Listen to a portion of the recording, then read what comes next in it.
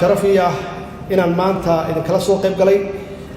حفلة على مسارك قدوميها عصب قولها شعب كاب مدن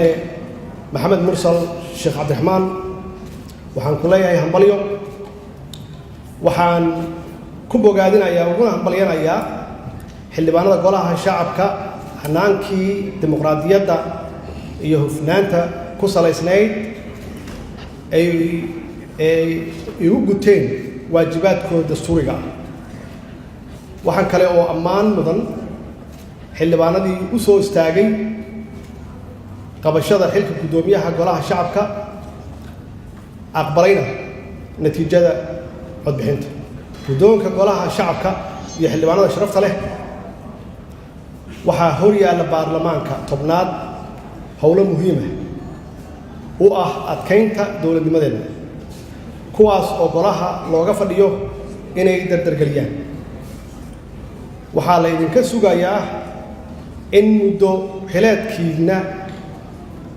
xaqiijisaan ansixinta shuruucda hortaminta u leh howlaha ay dawladda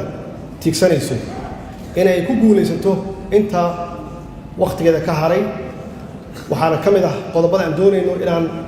abaarno qabyatirka dastuurka kumeel gaarka ah ansixinta hanaanka doorashooyinka dalka korjoogteynta hay-adaha iyo laamaha kala duwan ee dawladda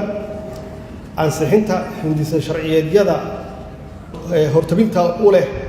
adeegyada bulshada amniga garsoorka maalgashiga ganacsiga canshuuraha iyo horumarinta dalka